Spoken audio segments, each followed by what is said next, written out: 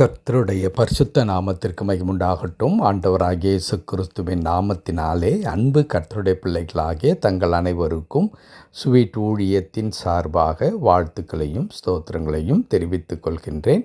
அப்போஸ்தலனாகிய யாக்கோபு எழுதின பொதுவான நிருபம் 1 அதிகாரம் 5வது வசனம். யாக்கோபு 1 அதிகாரம் வசனம் 5 2வது பகுதி.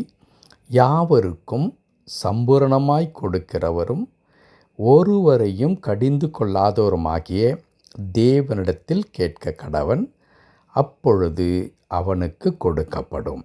யாவருக்கும் சம்பூரணமாய் கொடுக்கிறவரும் ஒருவரையும் கடிந்து கொள்ளாதவருமாகிய தேவனிடத்தில் கேட்க கடவன், அப்பொழுது அவனுக்கு கொடுக்கப்படும். என் அன்பு கடவுளுடைய பிள்ளைகளே, இந்த வசனத்தை அதிகமாக படிக்கிற பிள்ளைகளுக்காக செபிக்கும் பொழுது பயன்படுத்தப்படுகிற வசனம். காரணம், இந்த வசனத்தின் முதற் பகுதி இப்படி சொல்லுகிறது: ஒருவன் ஞானத்தில் குறைவுள்ளவனாயிருந்தால் அவன் யாவருக்கும் சம்பூர்ணமாய் கொடுக்கிற கடவுளிடத்தில் கேட்க கடவன் என்று இந்த வசனம் துவங்குகிறது. ஆனால் இந்த வசனத்தை நாம் ஞானமில்லாத ஒரு மாணவனுக்காக ஜெபிக்க கொடுக்கப்பட்ட வசனம் என்று நாம் சுருக்கிவிடக்கூடாது.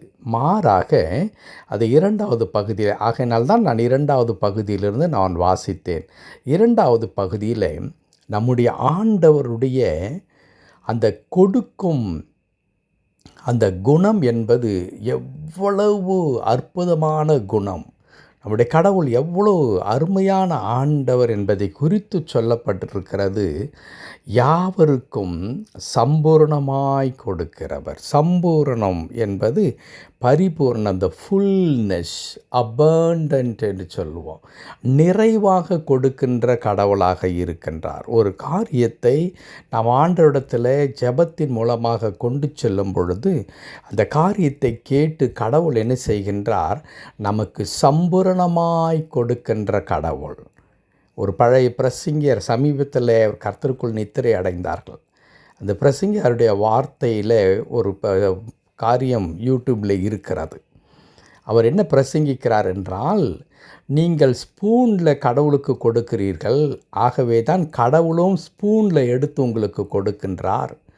நீங்கள் அதிகமாய் கொடுத்து பாருங்கள், அதிகமாய் உங்களுக்கு கொடுப்பார் என்கிற வண்ணமாக அவர் பிரசங்கித்திருக்கின்றார். உண்மையாகவே இதுதான் கடவுளுடைய குணமா? நான் எதில் கொடுக்குறனோ அதில் தான் திருப்பி கொடுக்கிற கடவுளா? அப்போ கொடுத்தால்தான், நான் கொடுத்தால்தான் அவர் திரும்பி கொடுப்பாரா? அதுதான் வேதம் சொல்லுகிறதா என்றால், தங்களுக்கு சாதகமாக அங்கே வசனங்கள் இருக்கும், இல்லாமல் இருப்பதில்லை. அந்த வசனங்களை பிடித்து கொண்டு ஆண்டவருடைய அந்த ஆசீர்வதிக்கும் அற்புதமான அந்த மனதை அங்கே காயப்படுத்துகிறவர்களாய் அல்ல, மட்டுப்படுத்துகிறவர்களாக இருக்கின்றார்கள். இங்கே கடவுளுடைய வார்த்தை யாக்கோபு அழகாய் சொல்லுகிறார், நம்முடைய ஆண்டவர் சம்பூர்ணமாய் கொடுக்கின்ற ஆண்டவர்.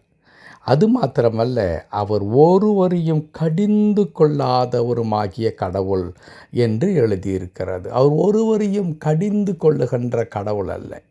நீ கொடுத்தால்தான் நான் கொடுப்பேன் என்று ஒரு நாளும் ஒருவரையும். என்றால் தாவீது ரொம்ப அழகாய் சொல்லுவார், உம்மிடத்தில் இருந்து வாங்கி உமக்கே நாங்கள் கொடுக்கிறோம். இன்றைக்கு நம்முடைய கையில் என்ன இருக்கிறதோ அது எல்லாமே கடவுளால் நமக்கு கொடுக்கப்பட்டது. ஒவ்வொரு விசுவாசியும் இதை உணர்ந்து கொள்ள வேண்டியது மிக அவசியம். இது என் திறமையினால் சம்பாதித்தது, என் ஞானத்தினால் சம்பாதித்து, என் புத்தி கூர்மையினால் சம்பாதித்து, என் அறிவினால் சம்பாதித்தது என்று எத்தனை சொல்லி கொண்டு வரலாம்.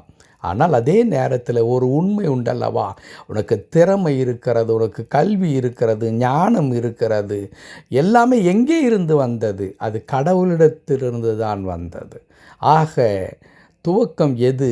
கடவுள். கடவுள் ஒரு மனிதனுக்கு அந்த அற்புதமாய் கொடுக்கின்ற ஆண்டவர், பரிபூரணமாய் கொடுக்கின்ற ஆண்டவர், ஒருவரையும் கடிந்து கொள்ளாதவருமாகிய ஆண்டவர். ஆனால் அந்த ஆண்டவரிடத்தில் எப்படி கேட்க வேண்டும் என்று அதற்கு அடுத்த வசனங்களிலே பார்க்கின்றோம். 6வது வசனம் இப்படி சொல்லுகிறது, அவன் எவ்வளவாகிலும் சந்தேகப்படாமல் விசுவாசத்தோடு கேட்க கடவன். சந்தேகப்படுகிறவன் காற்றினால் அடிபட்டு அலைகிற கடலின் அலைக்கு ஒப்பாயிருக்கிறார். அதுதான் அங்கே மிக மிக அவசியமாய் கடவுளுடைய பிள்ளைகள் கூர்ந்து கவனிக்க வேண்டியவர்கள். நாம் ஜெபத்தில் ஒரு காரியத்தை கடவுளத்தில் கேட்கும் பொழுது அது கொடுப்பாரா கொடுக்க மாட்டாரா, நடக்குமா நடக்காதா, அது அல்ல. என் ஆண்டவர் சம்பூர்ணமாய் கொடுக்கின்ற ஆண்டவர், என்னை கடிந்து கொள்ளாத ஆண்டவர். அவரிடத்தில் என் விண்ணப்பத்தை நான் கொண்டு செல்லுகின்றேன்.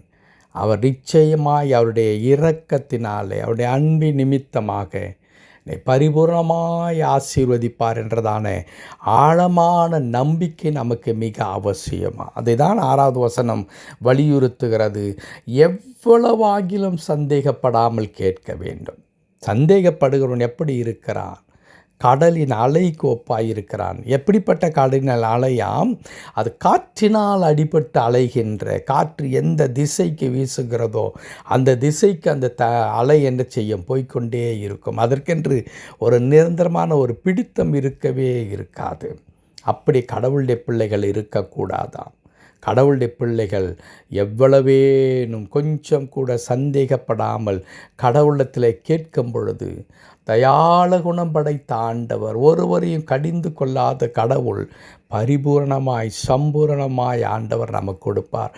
நடக்குமா? நிச்சயம் நடக்கும், நிச்சயம் வரும். ஏனென்றால் நம்முடைய சகாயர் நீதி உள்ள ஆண்டவராய் தம்மை தேடி வருகிற ஒருவரையும் அவர் புறம்பே தள்ளாத கடவுளமாய் இருக்கிறார். ஏன் அவர் புறம்பே தள்ளுவதில்லை? காரணம், அவர் நம்மிடத்தில் எதிர்பார்த்து நிற்கவில்லை. அந்த போதகரை குறித்து நான் சொன்னேன் அல்லவா, நீங்கள் ஸ்பூனில் கொடுக்குறீங்க, அதனால தான் கடவுள் உங்களுக்கு ஸ்பூனில் கொடுக்கின்றார் என்று சொல்லி. அப்படி நம்மிடத்தில் எதிர்பார்த்து நிற்கிற கடவுள் அல்ல நம்முடைய கடவுள். வானம் பூமியும் கடவுளுடையது, வெள்ளியும் பொன்னும் கர்த்தருடையது இல்லையா? அந்த மாபெரும் ஆண்டவர் நம்மை சம்பூர்ணமாய் ஆசீர்வதிப்பதற்கு அவர் போதுமானவராக இருக்கிறார். நாம் கடவுளிடத்தில் செல்லும் பொழுது முழு மனதோடு கூட, முழு நம்பிக்கையோடு கூட செல்வோம். அபரிமிதமான ஆசீர்வாதங்களை பார்ப்போம். கடவுள் தாமே நம்முடைய விசுவாசத்தை வர்த்திக்கச் செய்து அவரை தேடுகிற பிள்ளைகளாகிய நம்மை ஆசீர்வதித்து பலப்படுத்தி நிறைவான வாழ்க்கைக்குள்ளாய் நம்மை கடந்து செல்வாராக. ஆமேன், ஆமேன்.